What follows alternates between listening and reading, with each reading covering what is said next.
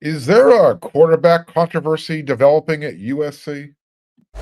You are Locked On Trojans, your daily podcast on the USC Trojans, part of the Locked On Podcast Network, your team every day.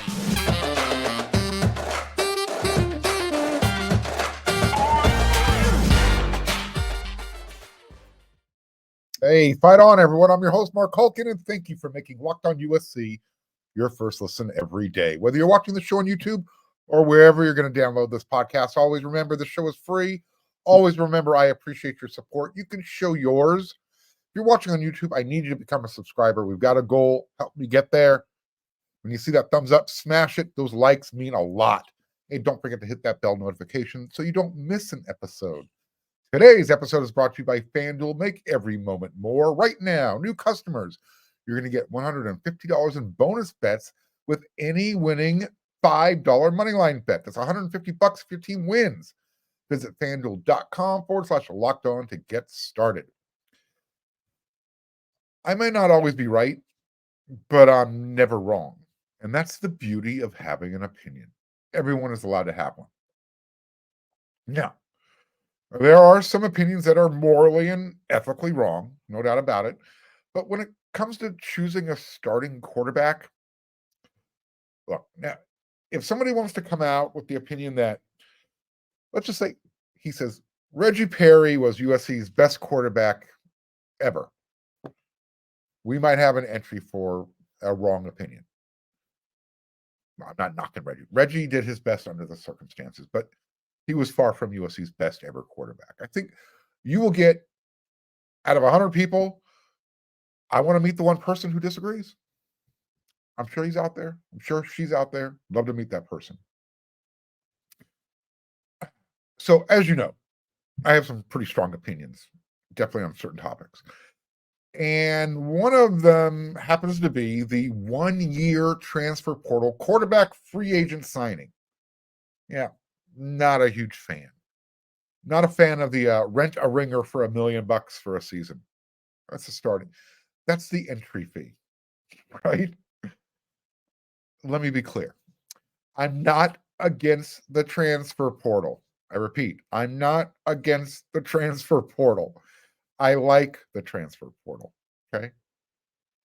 Hopefully everybody understood that. But I have, and I've even made the argument that the portal is how teams are going to build its roster going forward into the future. But I also added a caveat that going in and, you're looking to use the transfer portal to find a couple of Band-Aids, you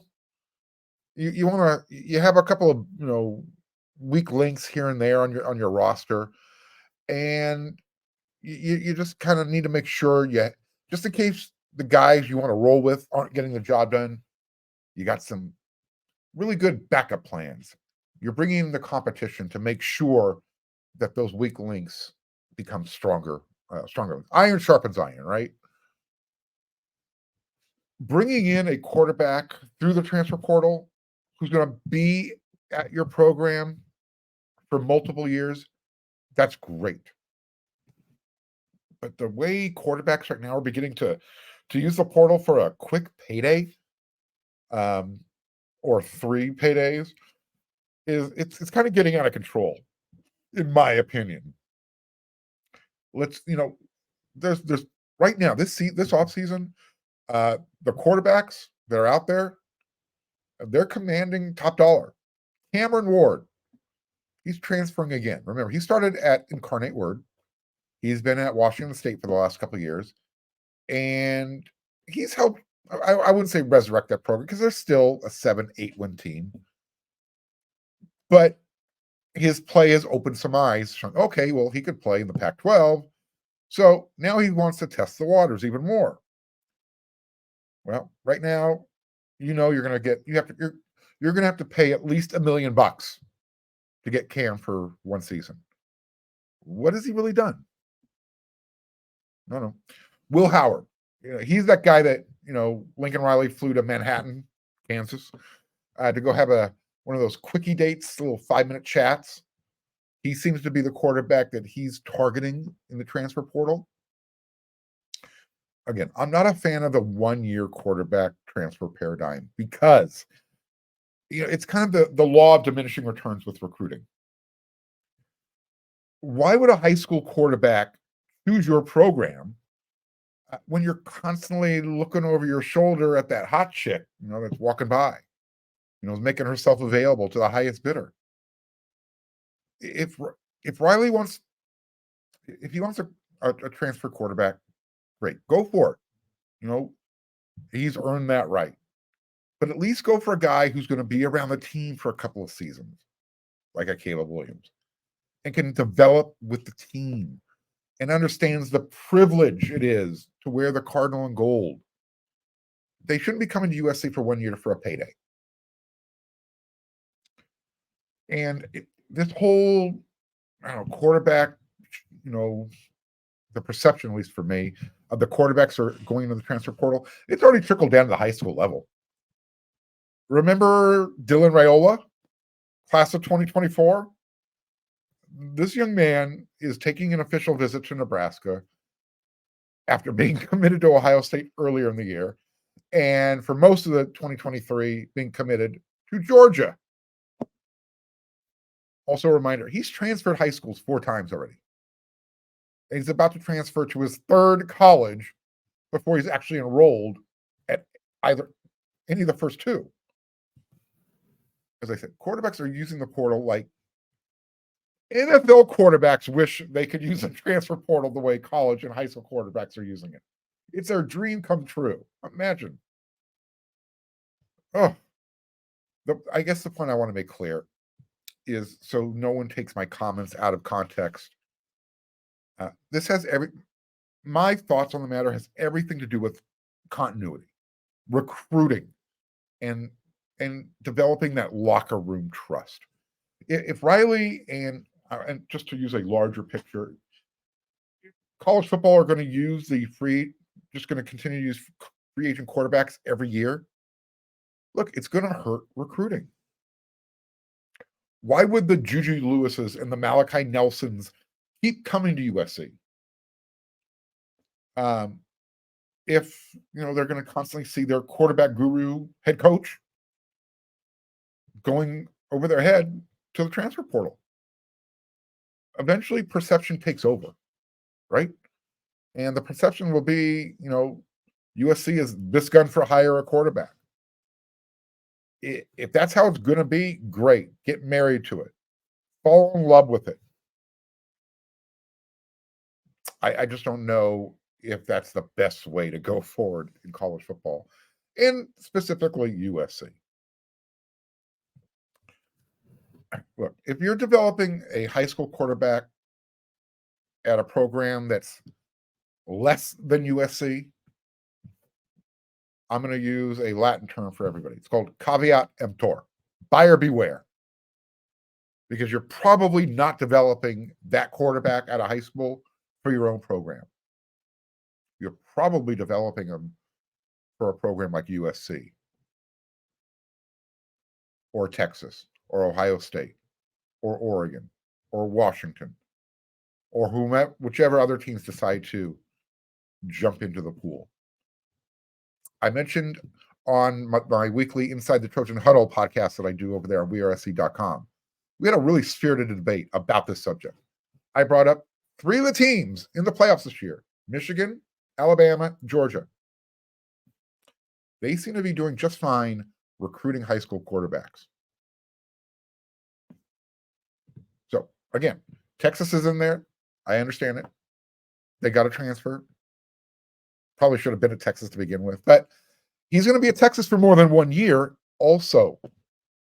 That's the whole thing. Like I said, I'm fine and dandy with quarterbacks through the transfer portal, but I want them for more than 1 year.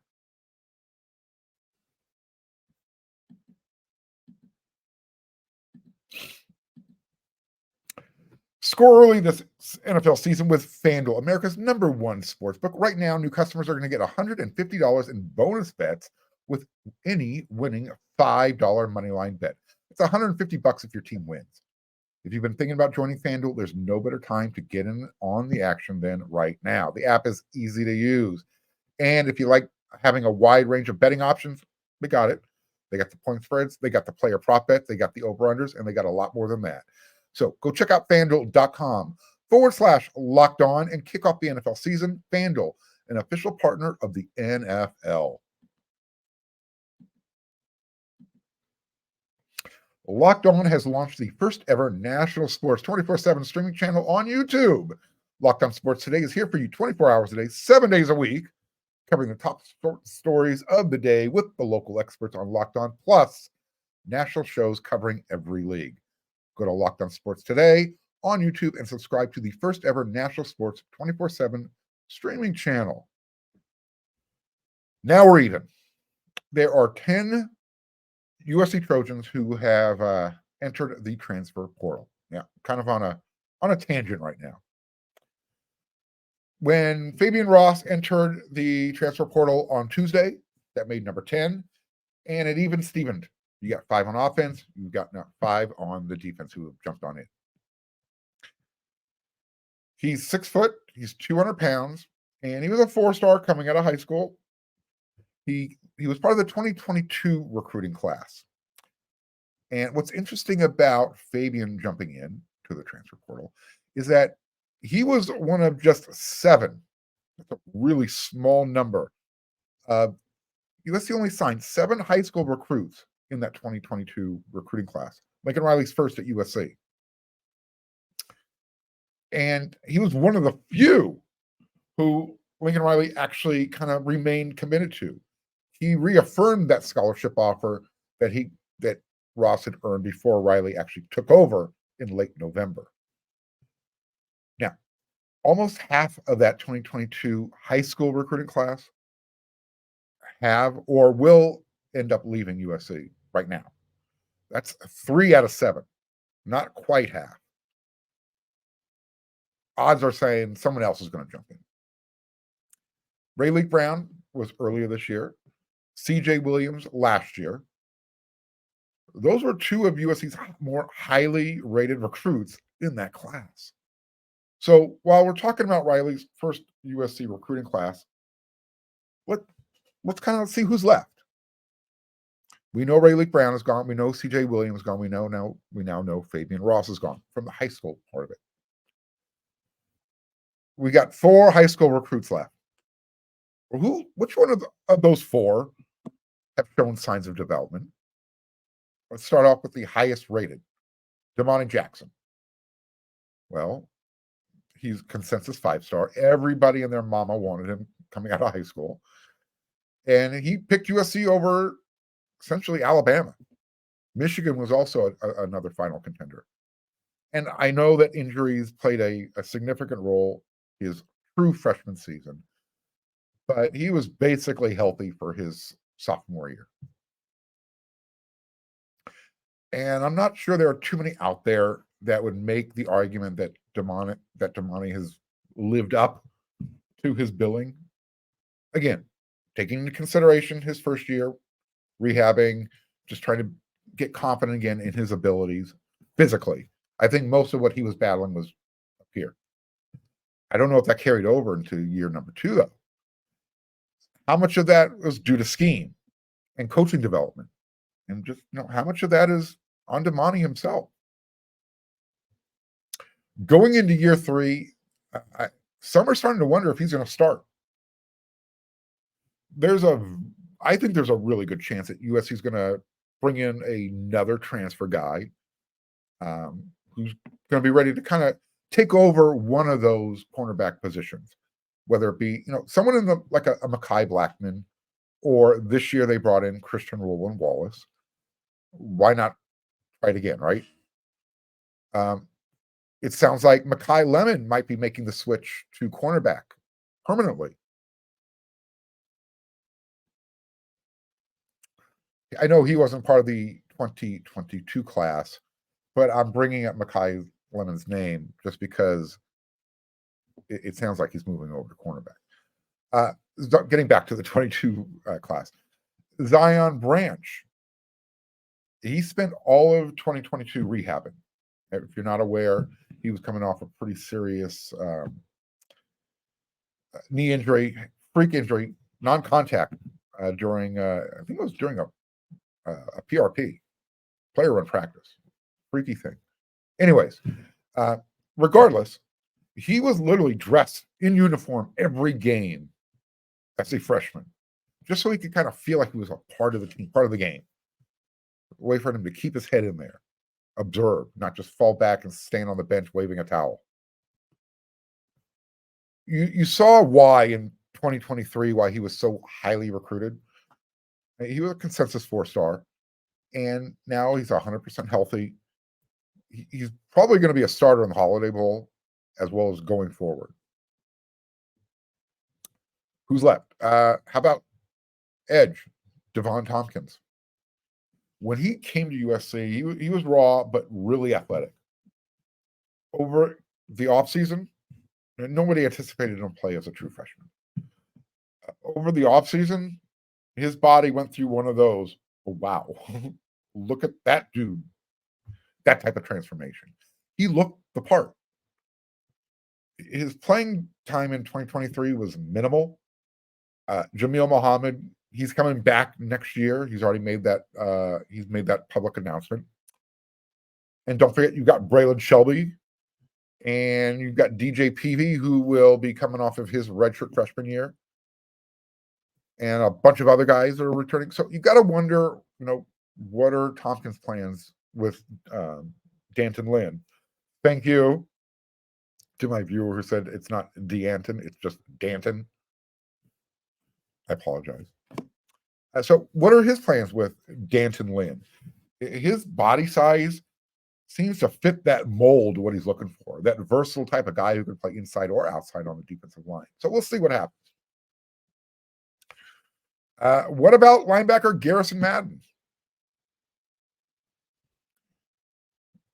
Yeah, dramatic pause for a reason. He doesn't play.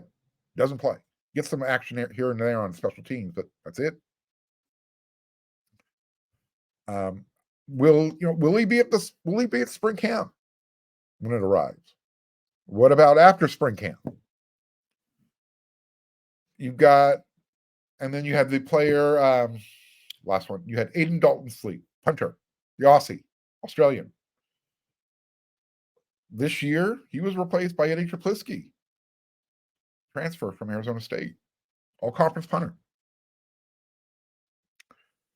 Considering the circumstances under which, Lincoln Riley took over the program, no one really anticipated a strong recruiting class from the high school ranks. Look, USC used the transfer portal, and they used it like a boss. And they were able to turn around 4-8, and they developed into an 11-win team. Yeah, I know they MacGyvered their way to the finish line. Nevertheless, they went from 4-8 to 11 wins. And they did that mostly with the transfer portal. And those 11 wins, by hook or crook, however they got there, that's what helped bring in a pretty good 2023 recruiting class. I talked about the offensive line group on yesterday's episode. My everydayers will remember, hey, Mark talked about those guys yesterday. However, again, 2023, the team only won 7 games. We know why. That's not the point of why I'm bringing this up. But 7 wins in 2023 kind of felt like 4 wins in 2021, and it's stressing out the 2024 recruiting class, at least at the high school level. Hopefully, the recruits from the 2023 recruiting class are ready to go. While Riley is going through, his kind of a wash, rinse, repeat cycle again in 2024 with the recruiting and having to use the transfer portal.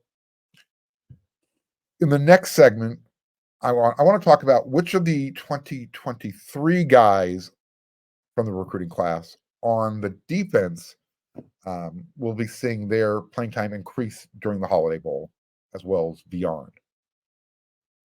So first, let's do this.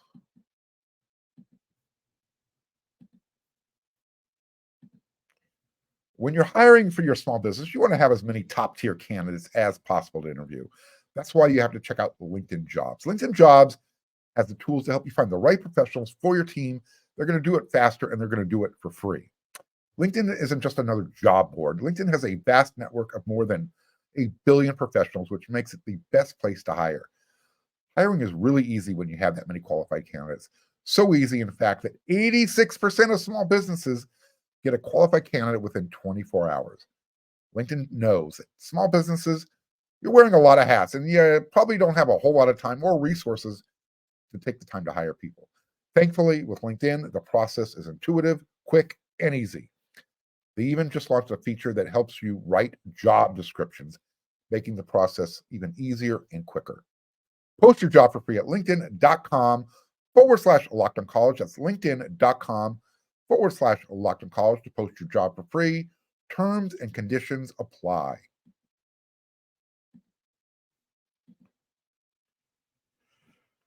I mentioned his name in the second segment, Mekhi Lemon. He came to USC to play wide receiver. No, because of a numbers game, lack thereof, he moved over to cornerback late in the season. And I'll tell you what, in that limited sample size that we saw, he more than looked the part. He didn't look out of place. And his natural instincts kind of just kicked in, kind of like it does when you learn how to ride a bike. When you haven't done it in a while, it doesn't matter. When you get back on, it just happens like that. It's natural. I don't know if he's going to start in the Holiday Bowl. However, I anticipate Mekhi Lemon seeing a lot of action. Nonetheless, he's going to see a lot of playing time at cornerback. I don't want to call him a hidden gem because, look, there were many who thought he should play quarterback coming out of high school. Why go play wide receiver? USC is loaded. I've mentioned this before. If you can play wide receiver and cornerback equally at a really high level, play cornerback because you've got really good hands. And that's a big time commodity at the NFL level. What about Braylon Shelby? He played a lot as a true freshman. And he looked really good when he wasn't being asked by Alex Grinch to chase a running back on a wheel route. Hopefully we never see that again. All I ever want to see my defensive ends do, if you're trying to confuse the opponent, drop back into a zone defense. Cover some green grass by dropping 10, 12 yards deep. Don't turn your back to the line and start chasing a running back. I never want to see that again in my life. At least from a defensive end. Shelby looked every bit the guy everyone hoped he'd be. I think, and again, freshman to your sophomore year, your body grows naturally. It just matures. I think he's going to shine in Antonlynn's scheme. Again, one of those versatile body types that he's looking for. What about Captain America, Tackett Curtis? Let me remind everybody. He was the first true freshman to start at linebacker at USC, inside linebacker, since Cam Smith, 2015. Doesn't happen very often. In fact, it's just the second time since 1978. He got that nickname during fall camp because of the effort he gives. Dude gives 100% every single play. That wasn't his problem in 2023. It was probably scheme. It was probably just trying too hard. But he was getting better as the season went along.